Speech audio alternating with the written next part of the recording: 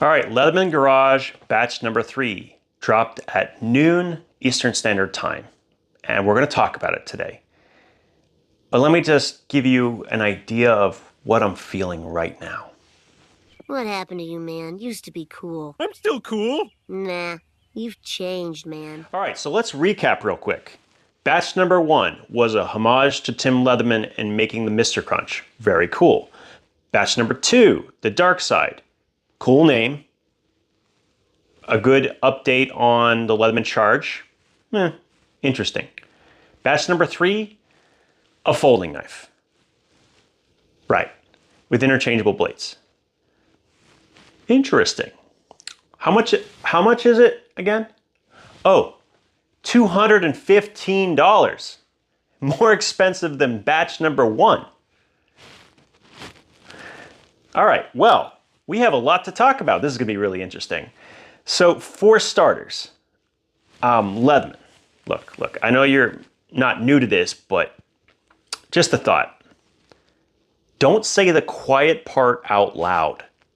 You said directly in the descriptors for it that you looked around your shop in Portland, found materials left over from other projects, and then built them into a folding knife, which now you're charging, $215 for. And yeah, I understand it has 2 blades, but one blade is 154 cm and the other blade is S30V. And I don't know if you knew this, but S30V is a little bit better than 154 cm. A little bit. So yeah. So I'm all about sustainability, but the price kind of has to match what you're saying that you're doing.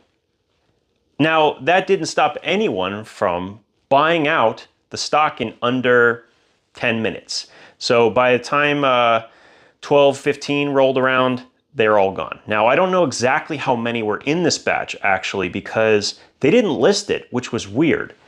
But they're gone. Whatever was left, it's gone. And before anyone asks, and I'm sure they will want to know, yes, I was one of the people that got one. But before you get upset, because I'm, clearly picking on Leatherman a little bit, the purpose of doing this is for me to be able to make content on it. And I already have an individual who is outside the country, who's a collector, who I have an agreement with where I will be sending it to them. I'm not going to be keeping this knife. And I'm happy that someone who is a very strong collector, has every single model, will now have this in their collection as well. So that's great. That's the reason. Just get that out of the way. Now, getting back to the knife. Okay, a interchangeable blade system has the best of nothing, okay? You don't have the strength of even a folding knife, first of all, because there's a lot more weak points. You have more crevices in which material can get into and cause problems. It is going to have less blade length because, as you can see, there has to be a section that connects the 2 components. And on top of that, you only have one place to go when you need a new one. And there's no good way, at least the way they're showing, to actually store the second blade. Interesting. Now, where do I go from here? Okay, so they have folding knives. And actually, I think the K2 and the K4 are better than you think. I also think that where is it? Do I have it in my pocket? Nope. I think the free T2 and T4 are okay as well. But looking more at the K series knives, that would have been a cooler platform to mess around with, because at least you're still in the realm of multifunctional tools. You're not playing in the huge sandbox that is the knife world. You know what I'm saying? It's just not a good idea right now. Companies have caught up too far. They're way ahead of Leatherman in this regard. Now, I understand that this is a limited run, but I hope they don't. This is one I definitely hope they don't ever consider making, unless they want to lose their shirts on it. I think that the collectability of this is what's making it disappear so quickly. I mean, you're already seeing prices on eBay already for $700. Now, I think that might be a scam, but seriously, wait till the real ones show up on eBay. They're going to be at least $400 minimum. Okay, I'm just telling you. The other first two batches are reaching a 4-figure sum already. Okay. Anyway, so what could they have done? Which people would have gotten excited about? How about a Leatherman free K4, but with utility blade holder instead of the 428C blade that it has, so that people that actually work for a living have a multifunctional tool they can carry that uses utility blades and complements any plier-based multi-tool they have. How about that? This is such low-hanging fruit. Low-hanging fruit. Like, super easy for them to consider. I have seen Chinese off-brand multi-tools doing this. Come on. It can be done. I know it can be done. I've seen it. Roxxon's been doing it for a little while. Anyway, it's going to be an interesting review when we get to that knife, and I'm gonna treat it like a folding knife. I'm gonna try to, in my brain, I'm gonna ignore the fact that this is expensive and all of that. I'm gonna try to give it its best shot, but truthfully, I don't understand. And color? Can we talk about the colors, please? My God, who the heck were they marketing this thing to? White and turquoise and chartreuse green. Love it. Love it. I'm sure someone out there is like super digging these color schemes. Like, it probably matches perfectly with that Leatherman Skeletal that they came out recently, you know? And by matching, I mean not match at all.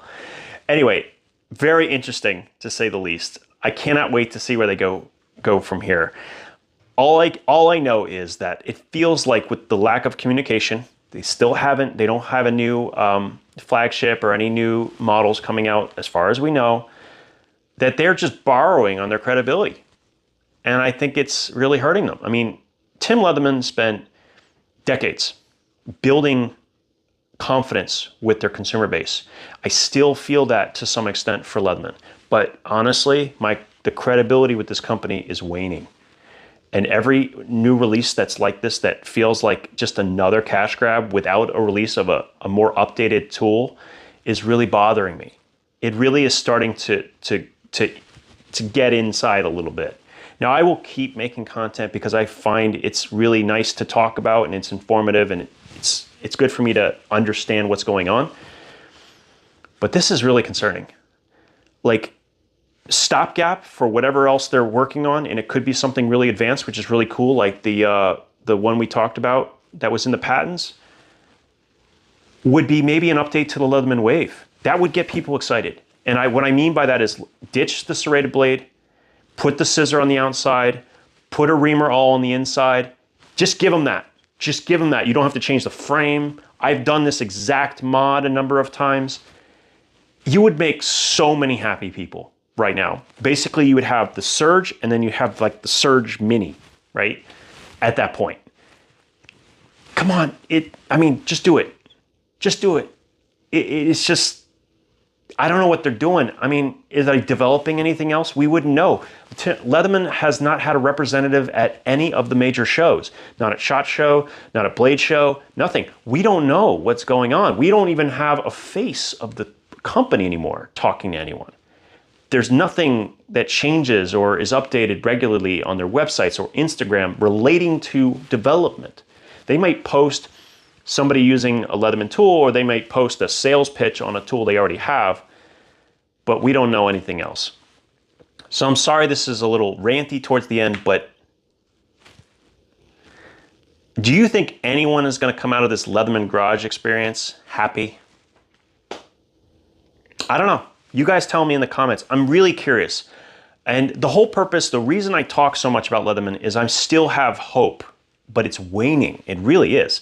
I think that not only could they make it through, I think they could come out stronger. They could continue to maintain their spot at the #1 when it comes to this category, but they got to kick butt. I mean, the GOAT tool is taking its time, but when it hits later this year, I think Leatherman is in for a big surprise, because if they deliver on a quality product, I think it's going to shift some things around. because that tool, which is now been from Kickstarter about over a year and a half ago, is still more innovative than anything that Leatherman has released since the free series. So come on, let's get going. It's time. And I'm rooting for everyone here, okay? I'm rooting for them and I'm rooting for Leatherman. I want them both to do well. And there's more than enough space in the market, okay? More than enough. Let's go. Show us what you got.